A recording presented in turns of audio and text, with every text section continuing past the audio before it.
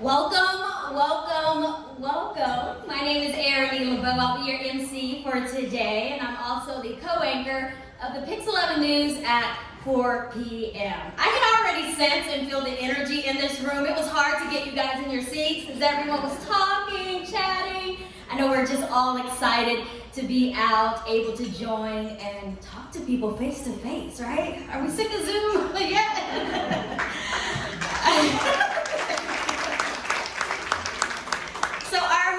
Welcome again to the Women Who Lead Luncheon. I'm so excited to be here in a room with just such fabulous women, some I've been able to meet with and talk to briefly as we get the program started.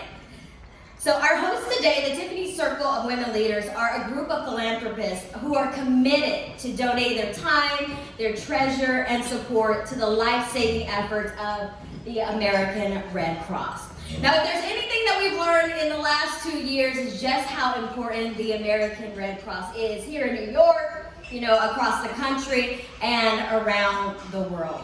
As you saw in the video, the American Red Cross was founded by a trailblazing woman, Clara Barton.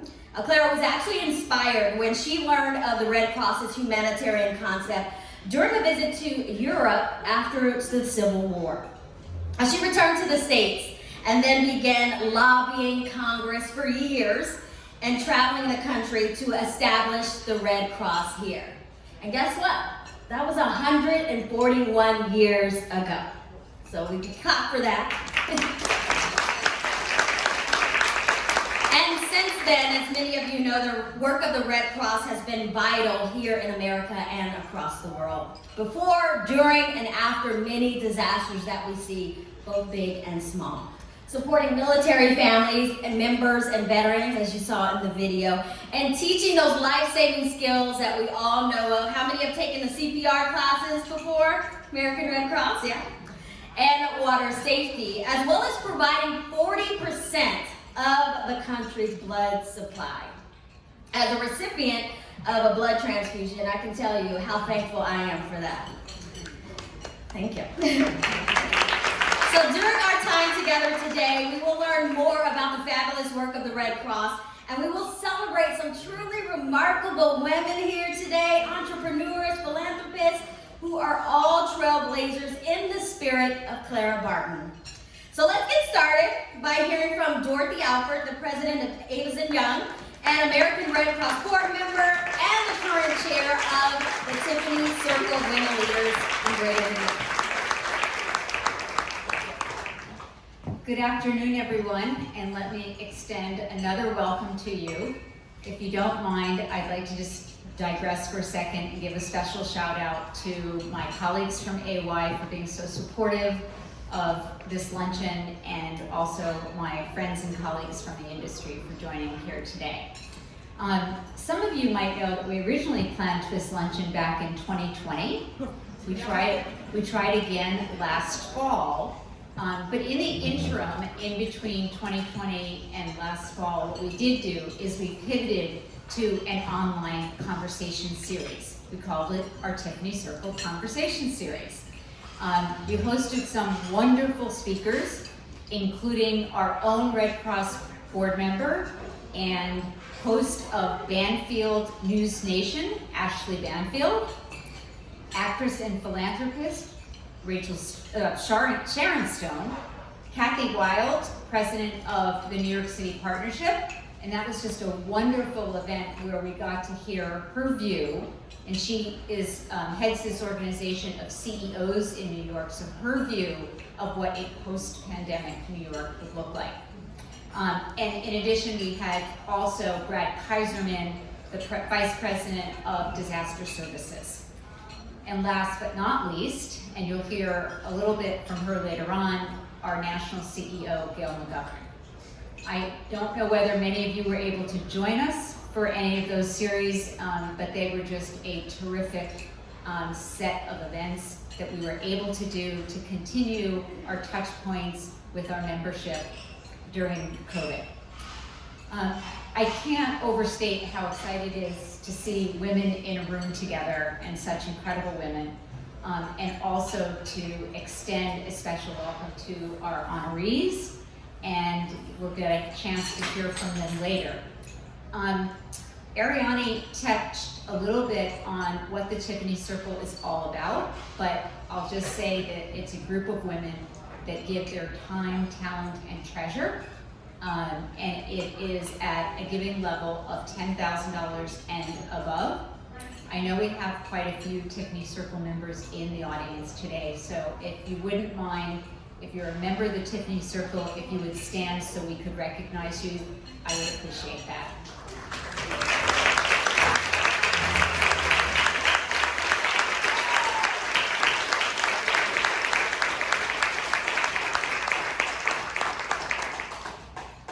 Thank you to all of you, my fellow Tiffany Circle members, for your commitment to the Red Cross. So I'm going to pivot now to our first honoree, who truly embodies the spirit of the Red Cross and the Tiffany Circle women leaders. To help introduce our first honoree, I'm going to turn it over to our Red Cross leader, who is celebrating her 14th year with the Red Cross, our national CEO, Gail Mcgovern. If I could turn your attention to the video, please. Hi everyone, I'm Gail Mcgovern and I have the privilege to serve as the President and CEO of the American Red Cross. I'm very excited to join you virtually today to honor an amazing humanitarian, generous philanthropist, and a dear friend, Jill Coyle. When the Tiffany Circle of Women Leaders was founded 15 years ago, our goal was to unite and engage a group of generous and highly involved women like all of you. Since then, I've been so inspired to watch women from across the country work together to fulfill our Red Cross mission through their investments of time, talent, and treasure.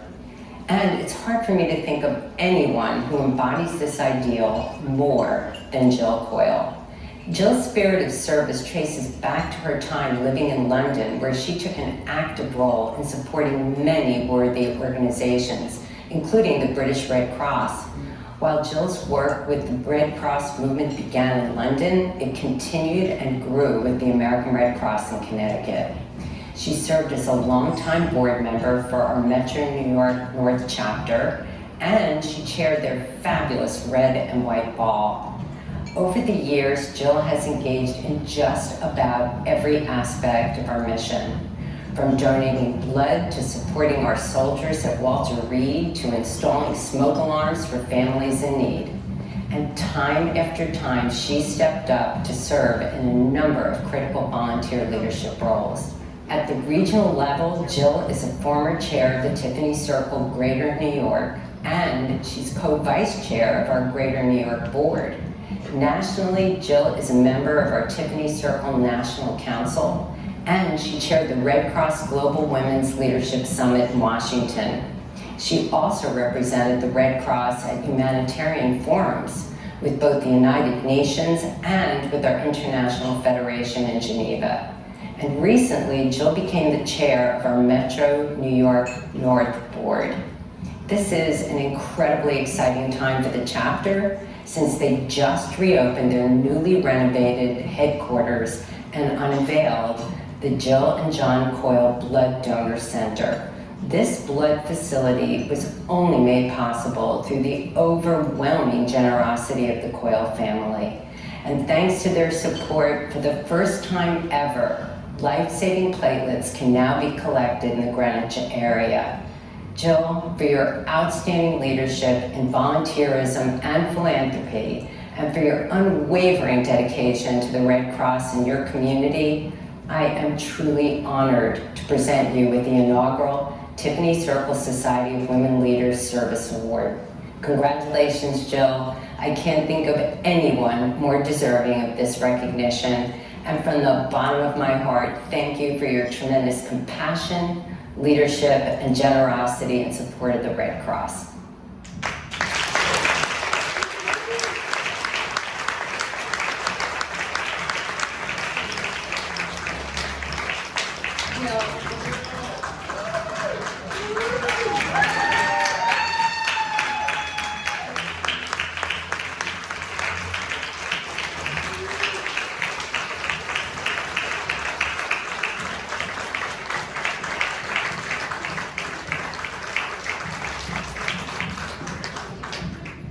Jill, that is an incredibly long list of accomplishments. All of us, I'm sure, appreciate all the work you've done, but I want you to know that I appreciate your leadership and your partnership as when we're serving as co-chairs of the Greater New York Tiffany Circle. You were my inspiration for getting more involved. I looked at all you did and accomplished, and I will continue to look forward to working with you and looking to you as a role model for what to do to give back to the American Red Cross. So if you'd join me on stage now, so I may present you with the award.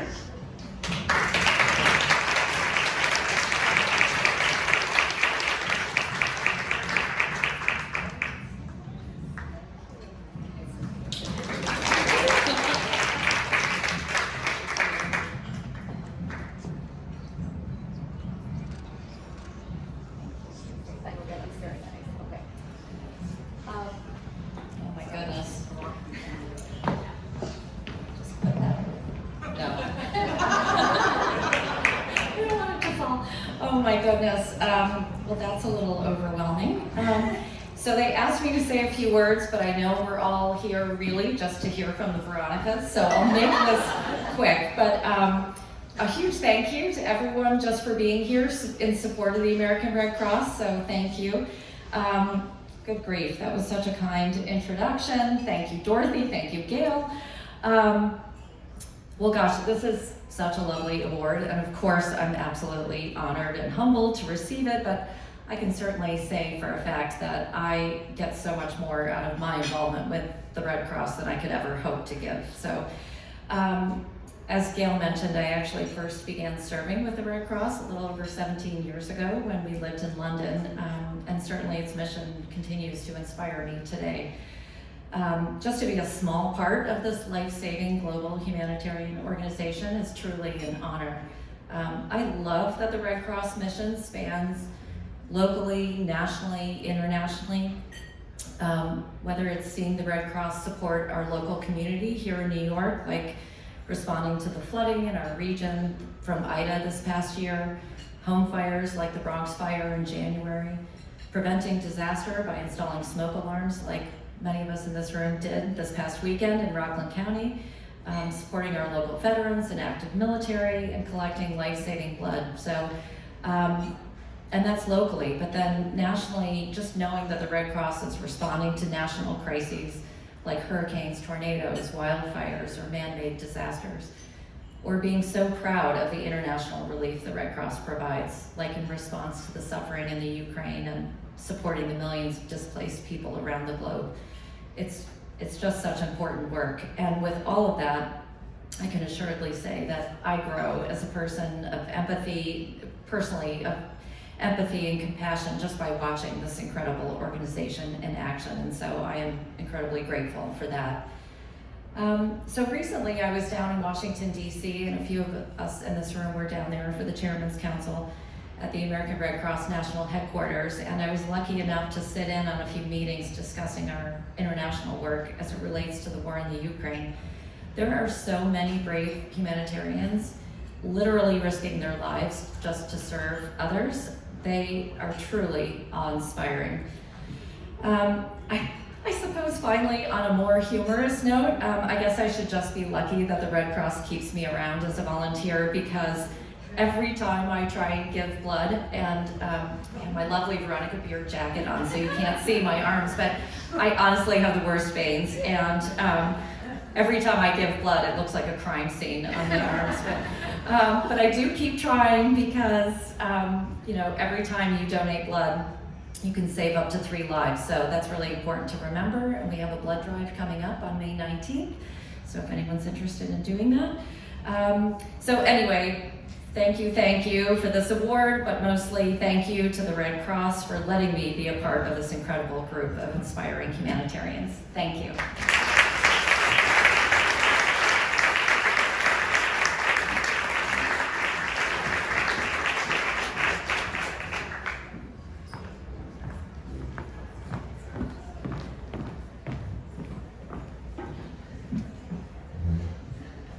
Hi everyone, I'm Krista Coletti, and I am the Chief Development Officer in Greater New York. And just a housekeeping note before I get started, have not spoken in person on a stage since before COVID. Before that, I didn't need classes. I'm gonna blame that on Zoom and not age. But welcome, and thank you for joining us today. I begin by sharing a message with you all from our CEO, Mary Barnaby, who couldn't be here with us today. Mary is recovering from a recent surgery, but I do share with you that she's doing really, really well. She is home, and we expect to have her back with us in just a couple of weeks. So definitely a round of applause for Mary.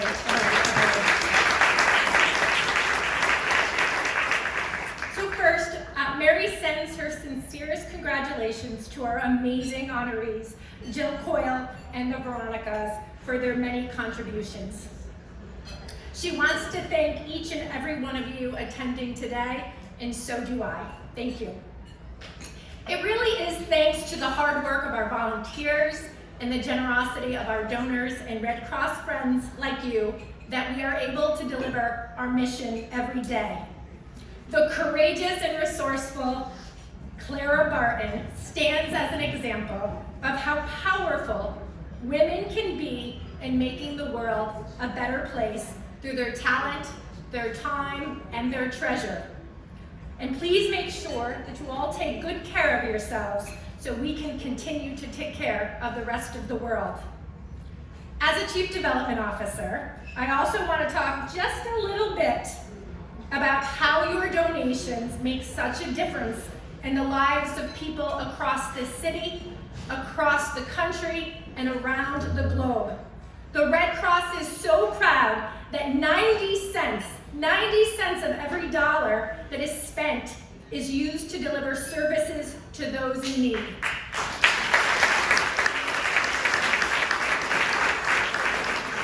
Every single day here in New York City, we respond to between 5 and 25 home fires. The extraordinary FDNY firefighters are focused on putting out the fire, and the amazing Red Cross volunteers show up to place a blanket around the families who have lost their home and to say, we are here to help you. And this is repeated over 60,000 times a year across the country. We are here to help you. But for the Red Cross, these families would not have someone to talk to or to help them in the immediate wake of their emergency. Beyond home fires, we also support military families from the moment that someone enlists until the day they become a vet. Right now, one of our very own colleagues, the wonderful Lolita, is overseas in Romania on a US military base supporting US troops that are there. Lolita is a daughter, a friend, a mother, and a leader like many of you. She is going to be overseas for 6 months to make sure that our troops feel supported and can contact families if there is an emergency. The Red Cross has supported the military in every overseas operation since the Spanish-American War in 1898. Lolita recently wrote, and she shared this note with us, "My interactions with soldiers are meaningful moments. I feel blessed to support troops in this capacity." And then she went on to tell us a story, and she told us that she was recently able to help a young service member receive an emergency care message about her ailing father. Lolita shared that the soldier didn't know that her dad was sick and had taken a turn for the worse, and the life expectancy was not good while she was overseas. So through Lolita and the Red Cross, we were able to deliver the message and ensure this soldier got on the next flight home and was able to say goodbye to her dad before he passed. Soldier was grateful to the Red Cross for making this process easy for her. It's moments like these when the Red Cross mission really comes to life for us. It's a reason why I'm incredibly proud to work for this organization. And with that, we are going to take a short break for lunch, and when we return, we will honor the founders of Veronica Beard and for our wonderful panel discussion. So enjoy your lunch, and thank you.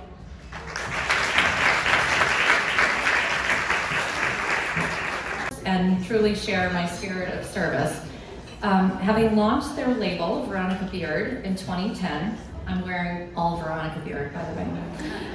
Veronica Swanson Beard and Veronica Miele Beard have grown their brand every year since then, making strides in business, fashion, and philanthropy. In 2015, Veronica Beard began a project called Veronica Beard Gives Back. It's incredible. It provides a platform to women who are making a philanthropic difference. Every quarter, the project highlights a different cause on their website. In recent years, they've featured and generously donated a portion of their profits to organizations such as the Good Plus Foundation, the Lung Cancer Research Foundation, the Lower East Side Girls Club, the Society of MSK, and of course, the American Red Cross. In early 2020, our team had the opportunity to work with the Veronicas and their team at Veronica Beard on the first VB Gives Back campaign that ran a full 3 months.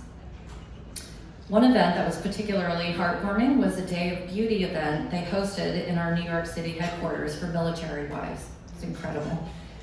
Since then, our relationship with Veronica Beard has continued to grow. They've generously supported the Red Cross response to national disasters and have activated their local stores as well as campaigns to support our mission. They also made a generous donation to one of our partner groups, Kristen's Closet in Mount Vernon, which has helped to clothe thousands of local veterans. Let's watch this video to learn more about that donation.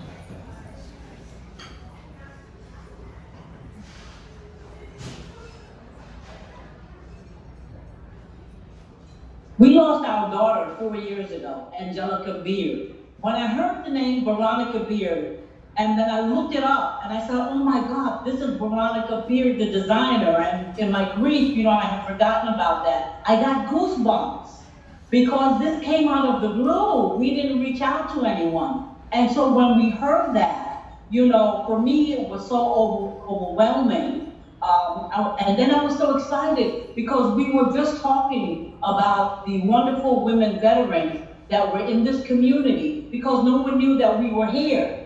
And these are the women who, and the men and women, let me add, who have, because of Krista's Closet, they have come back to give of their volunteer services.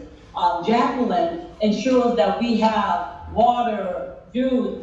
Millie comes back to feed us. U.S. Air Force Jean is here every day to serve other veterans that are in the closet. So when we talk about the women who are here and serving, I tell people we serve God, country, family, and then we serve community because we're also out to the community disseminating food and disseminating items. So when I heard that we were having this blessing bestowed on us, and I'm telling you, we got a little bit nosy, and we looked up the prices of the jacket. We were in awe.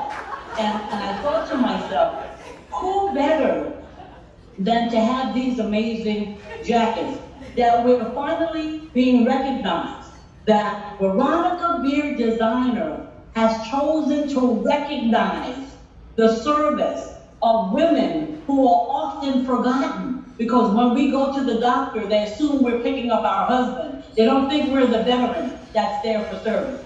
This was the highest honor that she could have given us.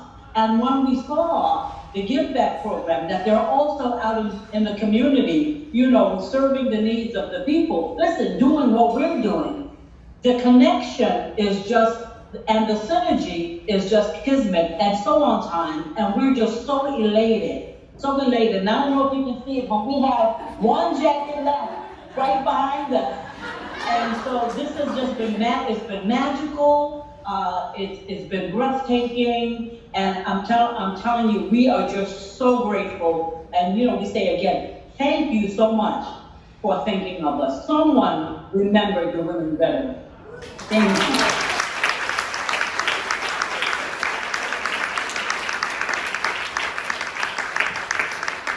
I love that video. It's so good, and I love the program. It's amazing. Thank you. Okay, so we have one more video. We have a special greeting for you from our good friend Liz Rome to share with you. Cue the video.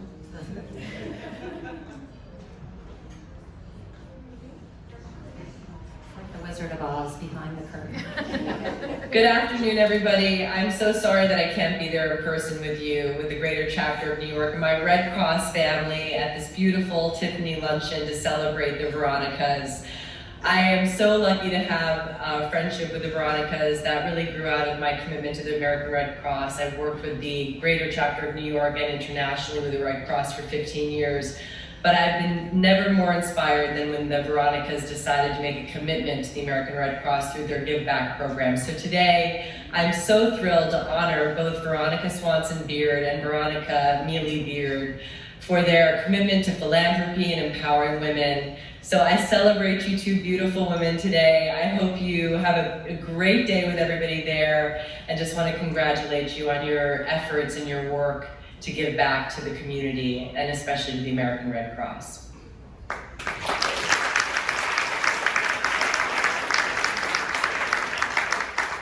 And so, for having made an extraordinary impact in the community by spreading and supporting the voices of women in philanthropy, I am honored to present the 2022 American Red Cross Vanguard Award to Veronica Swanson-Beard and Veronica Mealy-Beard.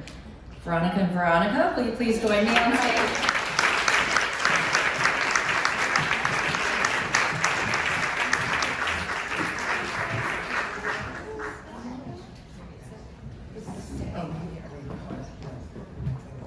Thank you all so much.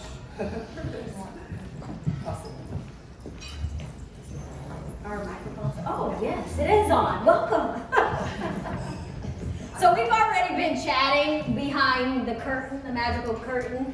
I know this is supposed to be like a sit-down type of interview. I don't do interviews. I have conversations with people.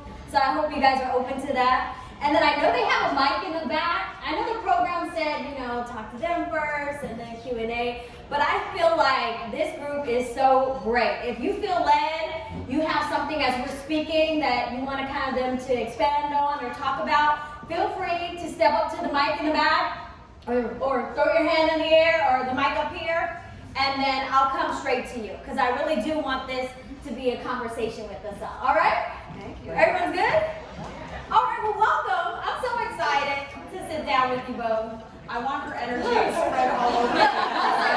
Listen, so all day everybody's been saying the Veronicas, and I'm like, man, this sounds like a rock group or something. I'm like, where's the band at? There is a band named the Veronica. Right. Yeah. So that's why everyone kept saying that. I'm like, man, I feel like we should have a band. There was a band outside. I think that was really for us. All right.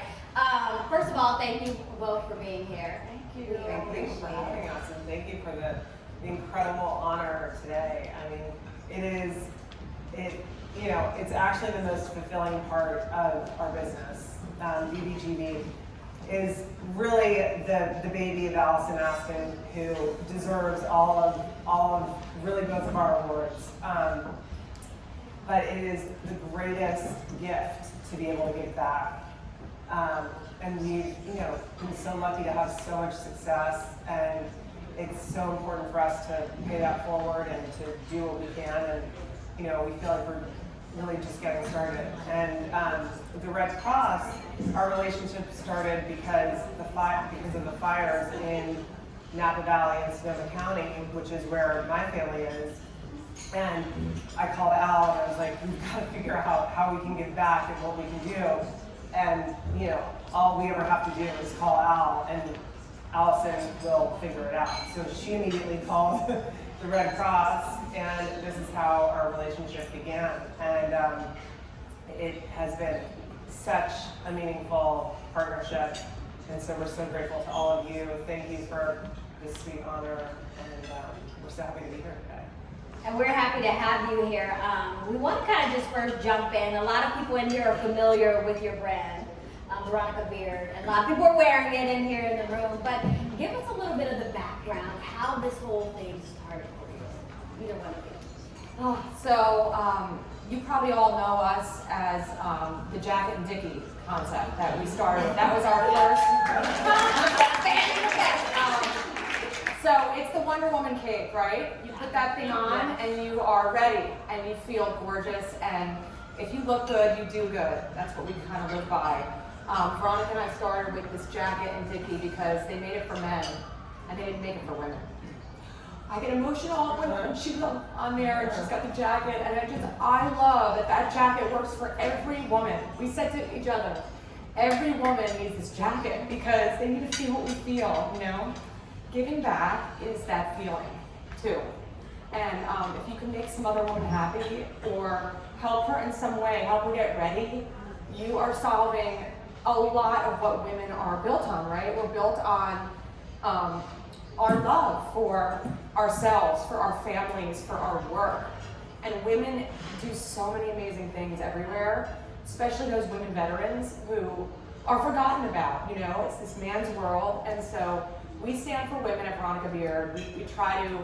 We hate the word power, but we do love to empower women, to give them the armor, you know, clothes, everyday clothes, it's your uniform. And so it's the quick 1-2. It's Ilana wearing that lavender, you know, and trying color, taking a risk and seeing how it pays off. And we love what women do everywhere, especially women in charity. One thing about the American Red Cross, I just see this parallel with Veronica Beard, is that it's such a well-known charity that we all grew up knowing about, right? But what you don't realize is that it does touch individuals every day, and it's always at work, and it's something that's taken for granted too. You know, you just, the American Red Cross will pick it up and deal with it.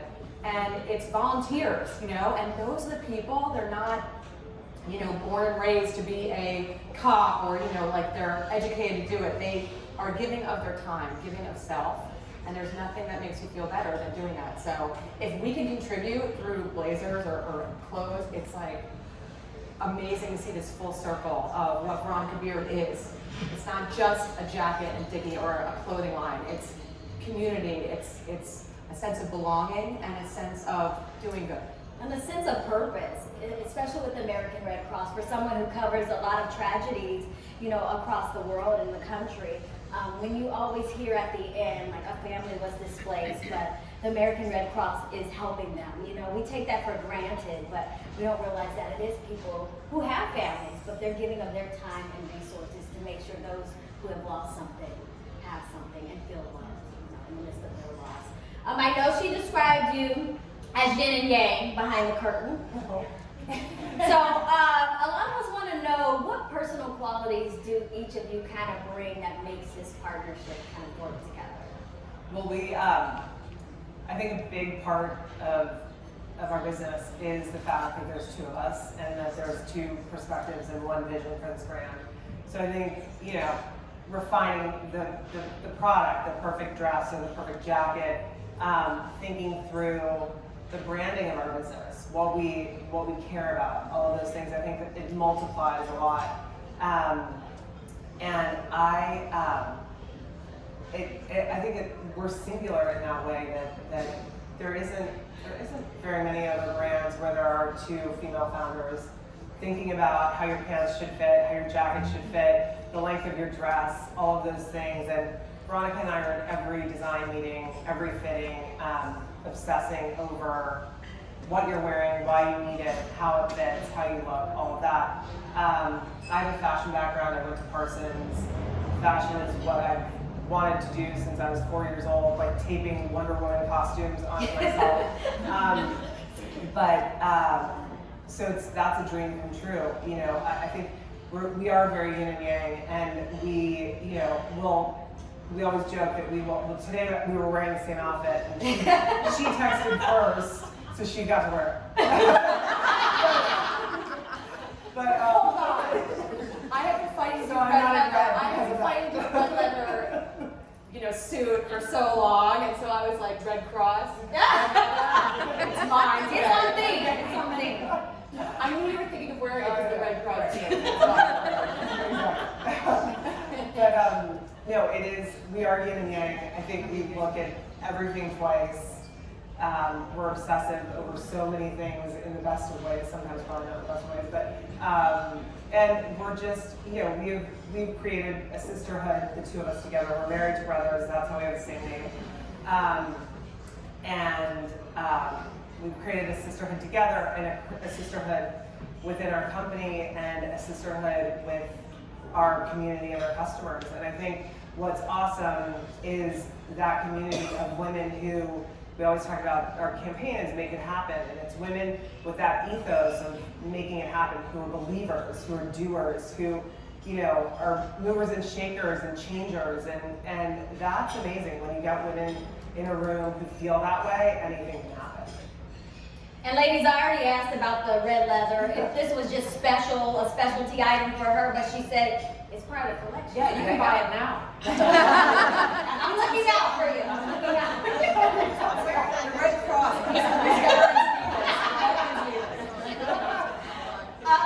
As we talk about gathering here today, we were talking about the new energy that you feel, that people are glad to be able to be face to face with one another. If we've learned anything over the last 2 years, has it been 2 years or 3 years? I don't know. It's like a time warp.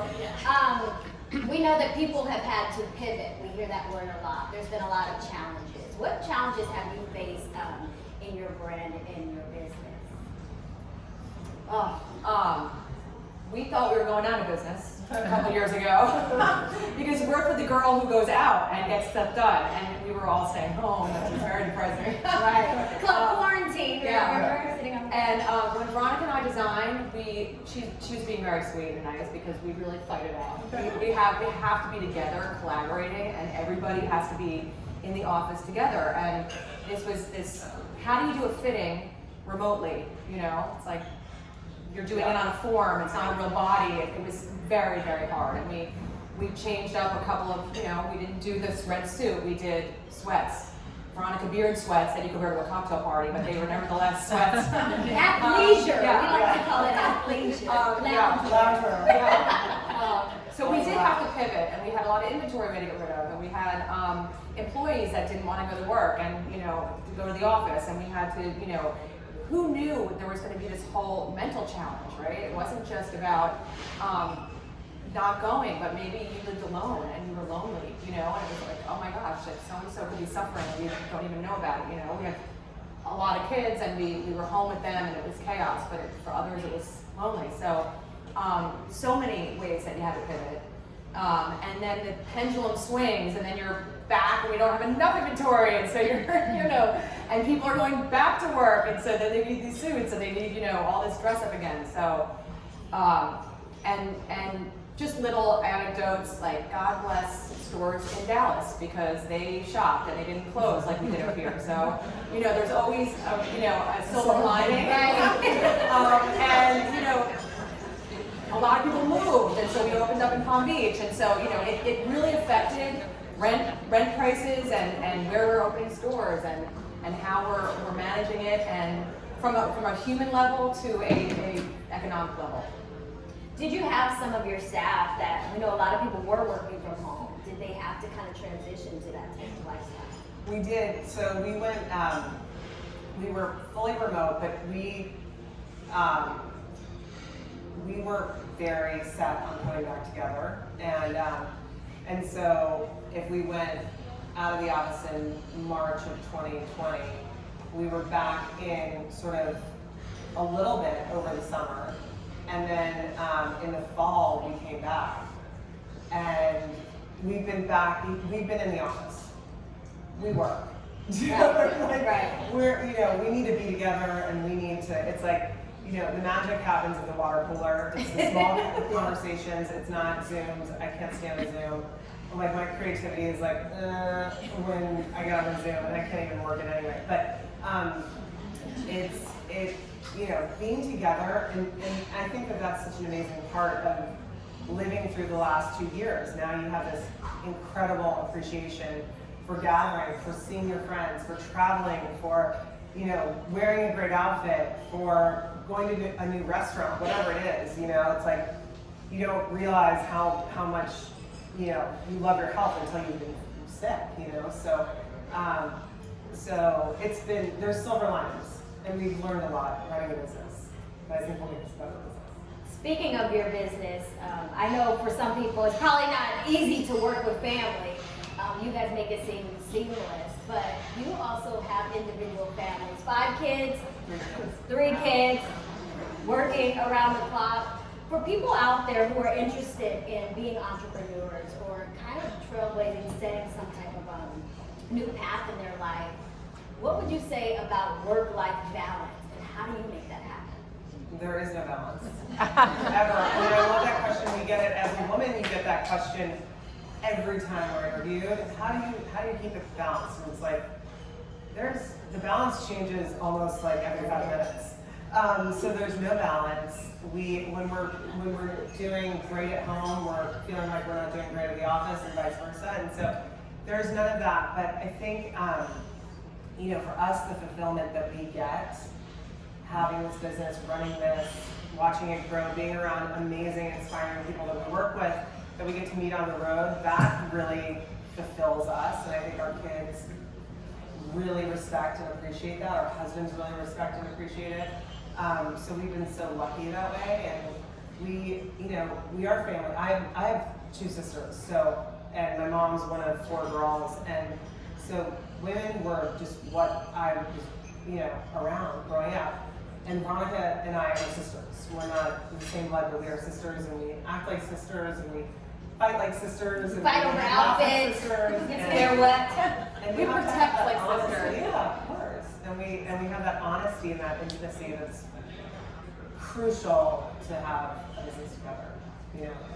Yeah, and advice for people that want to start a business. It's never a good time. Right. So like it was never a good time to have a baby. So every time I announced I was pregnant, everyone was like, oh my God. And it's like, thank God I had that baby at that time, and it helped me understand what women go through, getting ready, going to the office, whatever it is, and it helped out with the business essentially, you know what I mean? So take the risk, but it's a qualified risk. Do your homework, and not being in fashion was daunting for me, but also amazing because I could really look at it objectively, and like I was one of you all looking at the Devil Wears Prada movie going, wow, that's the perception. And then when you get on the inside, we run this company different from the average, fashion company. So if you're an entrepreneur and you're true to yourself, you run it from your heart and from your gut and from how, you see the customer or you see the problem that you're solving. And you can't think about the noise. And one thing that we have that's so good in managing it is we have each other, right? So you can share a lot of responsibilities. You can be in 2 places at once. You can say that you met somebody that you didn't because they met the other one, but you you can get in somebody's airplane seat and then have to take it off the airplane and replace by the whole thing. You go through all these things, but you have each other, right? So if you can find that friend or that business partner that is sort of yin yang, right? So it's like one person's like, a dreamer and the other person's a realist or whatever it might be. You need that tension because otherwise you're the WeWork people, and you're like flying in the ozone, or you're, Steve Jobs, and you're creating an innovation that's, gonna last. So, but you got to try it, right? And motherhood, I think, is an important thing we always talk about. We started this business after we had 6 kids. No, yeah. 7. No, 6. Yeah, 6. I got pregnant, and she made me feel badly about it, and then she got pregnant. I didn't feel badly about it. No, she was like, we just started. And then I became her your personal assistant, having to do everything. I drove, okay? I drove everywhere. I was happy to be pregnant driving. Yeah. You got pregnant on purpose. But then you got pregnant after me. You were like, oh, that looks good. I'll have one. I think the important thing is that our, I was actually, we were filming this brand video yesterday, and the director, the videographer, was talking about having children and how she was, nervous, what it would do to her career. And I said, actually, I think that the fact that we were mothers first and then had children was so amazing because it put everything in perspective. We became time management pros. It was what was important, what's not, and that I think that really helped us run this business efficiently. So people get nervous about starting a business after having kids, and I think it's one of the greatest things we can do. No questions out there? All right, we'll keep it going. Wait, okay. All right, so one of you is fashion, one is finance. When was that moment that you were hanging out with your husband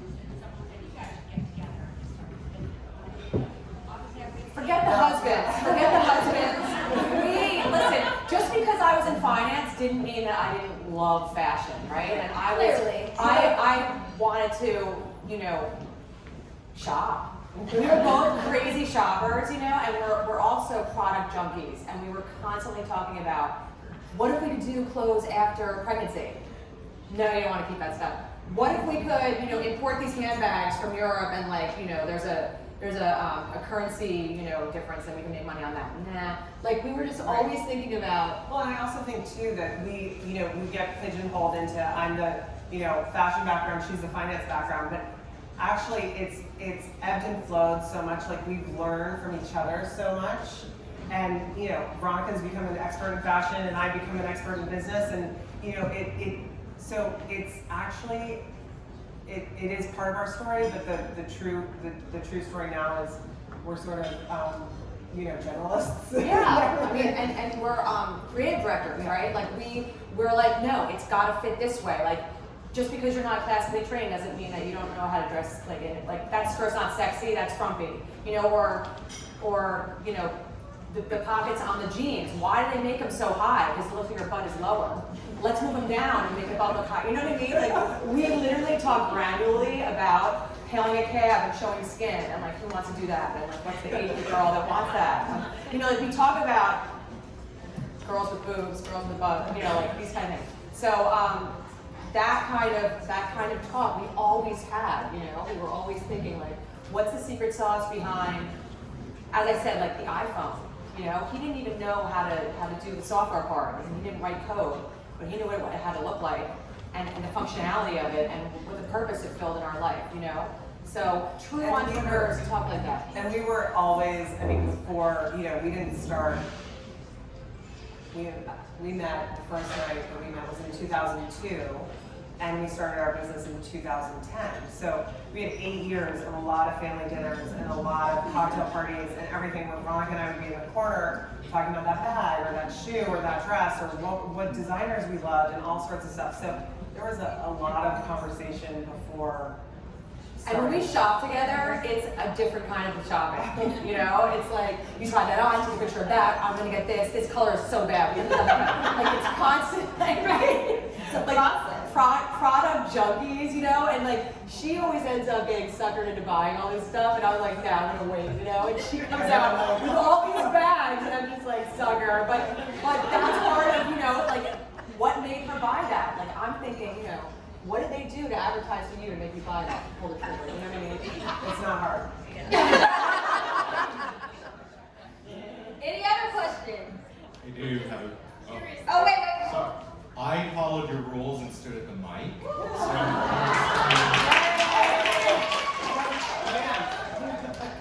However, so come join me, please. Come join me. It is kind of awkward. Thank you. My name is Jose Dominguez. I actually have the privilege of working for the American Red Cross, and I cannot express how thankful we are to have you as a partner. And to hear, first of all, I have something so much in common because I used to actually wear Wonder Woman costumes as well. So yeah. My mom was like, why? What are you doing? I'm like, I am going to be Wonder Woman. And I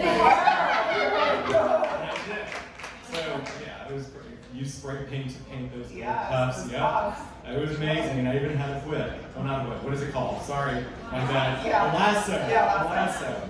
That was my dad's work, for hunting. But it was spray painting gold as well. Too much about myself.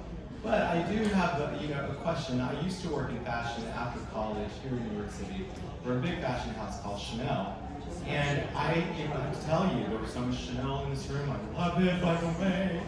Love fashion, product, person as well. And I'm curious, because you're such trailblazers, what have you thought about what you can do to influence? There's so many fashion houses that have so much privilege, and there's so much clothes. Listening to these wonderful women talk about the fact that your jackets, your coats, your Dickies, which I've never heard about before, but then I saw one at this table, and I thought, yes, and there it is right there. And never had the privilege of wearing a Dickie before, but now I want one. And I'm just curious, do y'all get together and maybe have a round table to talk about what type of influence or footprint something that you've already established, you know, and done an amazing job to maybe extend that service as well through fashion. Do you mean through influencing other brands to do the same? So I Thank think you. that's a great question. Thank you. I think a lot of brands are doing it now. I think it's sort of, you know, your social responsibility to give back. But I really think that it has to be very from the heart and very real. Otherwise, you can see right through it. And so much of our brand, whether it's the quarterly partnership, that's like the high level, you know, work that we do. So a percentage of, you know, our sales for that quarter goes back to bigger organizations like this. But we have, so Allison again and Lila who are here, and Jules, who is our head of retail, we have 20 stores, and we have events in our communities. We have women who host events in our stores. Our community of these just like incredibly giving women is unbelievable. It is truly like the heartbeat of our company, and it's this goodness that pays it forward. These women come in, they bring their friends, and yes, they're shopping, but it's that collecting and coming together and having that feeling that I think has really, it's very authentic to our brand. So while yes, we could sit, and everybody should, you know, everybody should give back the same way that people should endeavor to be sustainable, you know, it has to come from like a real place. Otherwise, you're just checking a box, you know. Does that answer that? Hi, Jennifer Ogden, wearing it. Yeah. I've loved your stuff for years and years. I'm just curious, can you talk to us, tell us how are you inspired each year to design collections, and just kind of talk about that. So you inspire us. There's nothing more inspiring than seeing it in the wild and seeing how somebody styled it and seeing how they're wearing it and their entire look and what they're doing, right? We design from lifestyle. So people's lifestyles inspire us. Also, we definitely look historically and say, why was Jackie O so famous in that suit? You know, like what made it so fabulous? Was it the color of the suit? Was it, you know, the way that she did her hair? Was it her status in society? And I want to feel what she felt when she was wearing it, you know, to that event or whatever it is. So we have a lot of inspirations. We've also been inspired by, you know, stores we're opening and maybe where it is. Like we did a Dallas inspired collection once. We've done Valley of the Dolls, you know. So and we love the 70s and we love the 80s and we love Working Girl, and we love all sorts of, you know, we love Clueless, you know, and we just think about, you know, different eras in life, and it is also inspiring. But honestly, the girl gets up and gets it done every single day, and how she looks her best is super inspiring, you know, and tricks that she's got. So, you know, why did she part her hair in the middle today? And, you know, what is she wearing that it kind of all goes together? Why did she do her hair curly or straight? Or, to me, like, that sort of things inspire me. So I'm like, she thought about that, you know, and she committed. I love a commitment from somebody, you know. It's like, I'm wearing red, all red. And I'm going to put it back to jeans, you know. It always goes back to denim or, you know, so that's at least, I don't know if you want to add to that, but everyday women are the most inspirational. Our mothers, our sisters, everybody. I love that you guys aren't just about producing, you're about people at the end of the day. And as a storyteller, that's something that I always think about, the heart of the matter. Like, how do you touch people's hearts? And as a brand and being a success, I think like when you always look at a problem, solving a problem, and the people, like, it's in there. It's Sarah Blakely's quote that we love. It's like, sell the problem, not the product. And yes. It's true. And I think, you know, that is the way that we design is about reality, not runway. And we admire and love and wear and buy these designers that create the beautiful dresses and the things that, you know, you want to wear to that special occasion. But we want to be your uniform, the clothes that you think about that go-to thing that you're like in the shower and you've got 10 minutes to get ready and you know you're going to throw on your, perfect, Sheridan jean and your Veronica Beard Dickie jacket and go do 8 million things and look amazing in it. So. We are running close on time. We have time for 2 questions. 2 questions. So here and here. So I'm the mother of a 28-year-old girl, and she has tons of your stuff all over her closet. And I have friends who wear your stuff too. So my question is, how do you deal with age differences? Do you think about that differently? Yes. And how do you approach that? Because clearly I'm a suburban mom who's 60, or almost 60, and 20-year-olds wear sex. How do you compartmentalize that? Like, how do you channel? The greatest thing is when we'll be in our stores and there is a grandmother, a daughter, and a granddaughter shopping together, and it happens all the time. And our customer truly is 20 to 85. I mean, it is, or 90. I mean, it's. My mom was actually just here, and she was telling me about all of her friends in Florida, and it was that same conversation. It was like, so-and-so who's just turned 90 was wearing it, and her great-granddaughter was wearing it, and that, I think, is because we designed timeless, classic pieces, and then, some trend, but I think we're we try to stay pretty, cool classic in terms of things that you're going to invest in, and they're not going to be things that you regret 2 years from now.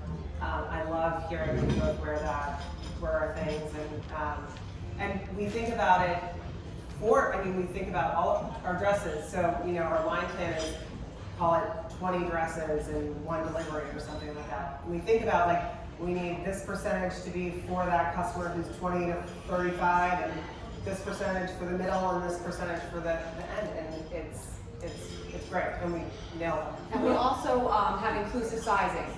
So we go up to size 24 for the jacket, and other silhouettes we do all to 18 and whatever. So it opened up a huge demographic too when we went to inclusive sizing. We want to outfit every woman, no matter who she is or where she is. We're very democratic in that we don't care if you support either candidate. If you're a woman, my husband's always like, don't go after a woman in front of her, okay? Because I don't care who she is, I'm going to get to the bottom of it and make her feel good with some kind of clothing, right? It doesn't matter who she is. Okay, our last question here. I was with Mary yesterday in the hospital, and she's doing quite great, and she was talking about these Wonder Women. And I want to just say, after hearing you and knowing your clothes, that you are the Wonder Womans of today. Oh, thank you.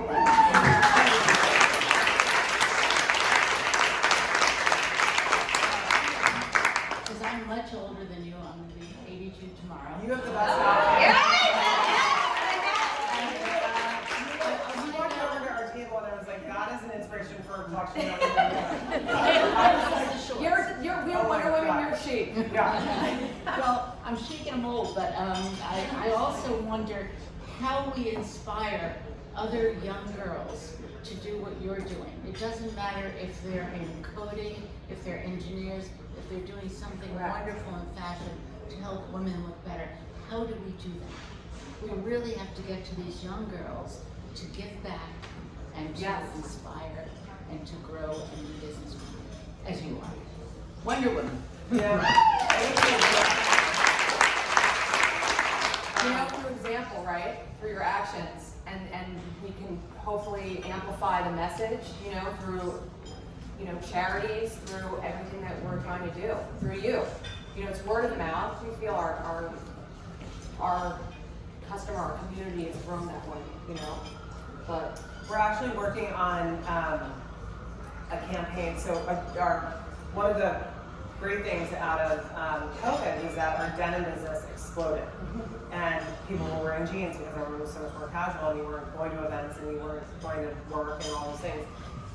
So a way that we're actually really addressing that younger customer is through our denim business, and showing denim and polish and wearing jackets with denim and these sort of really classic American styling. And I think that's how we'll, attract these women and address them. But I think that's a great point. It's like We have a mentorship program in our office, and we hire interns like crazy.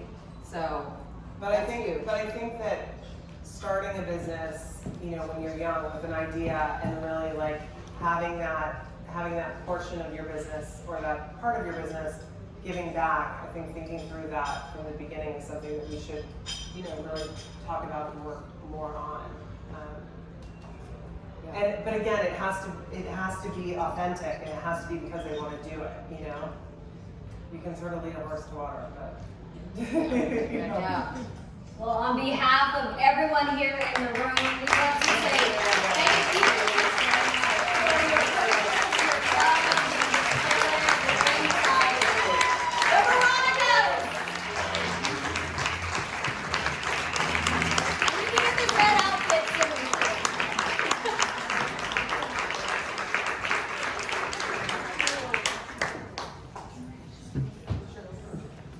All right. To the Wonder Woman of fashion, the two Veronicas. Maybe we'll give them another round of applause. Fantastic. Thank you so much for joining us here today. On behalf of the Red Cross, we'd like to present you with a small token of appreciation for your fantastic contribution to developing women, for your entrepreneurial accomplishments, and for the fantastic lessons we learned today on your journey to fashion. Thank you. Thank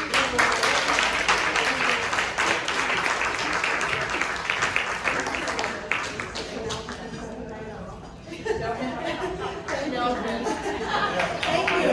Fantastic. Thank you so much. Good afternoon, everyone. What an incredible panel discussion we've just had with the two Veronicas. And what an amazing, amazing panelists we've just had. I am Fumi Taiwo, and I am so proud to be the Vice Chair of the Tiffany Circle of Women Leaders. Thank you all for joining us today. And a very big thank you to the team who worked so hard to put today's event together. Congratulations once again to our honorees, Jill Coyle and the Veronicas.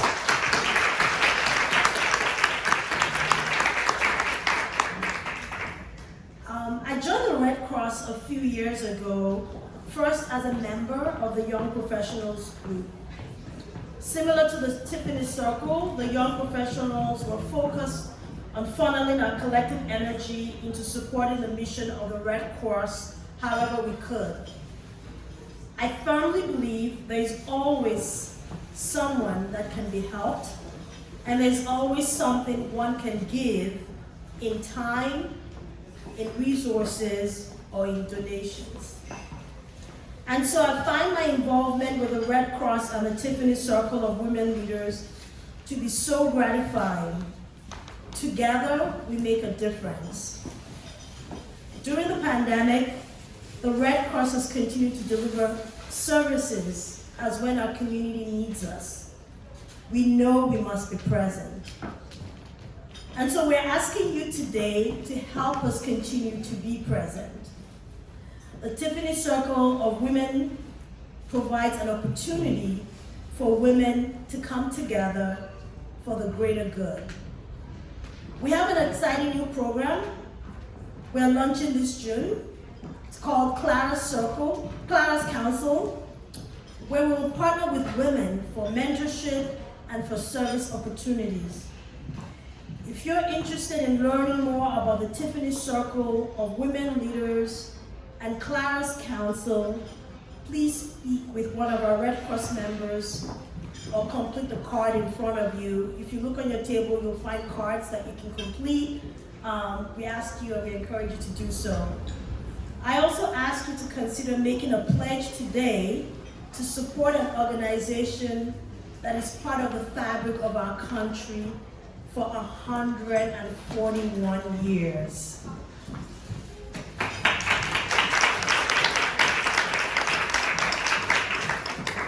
Together we can make a difference. We really can, and I do believe that. So thank you so much again for joining us today. I look forward to seeing you at our next Red Cross event. Thank you.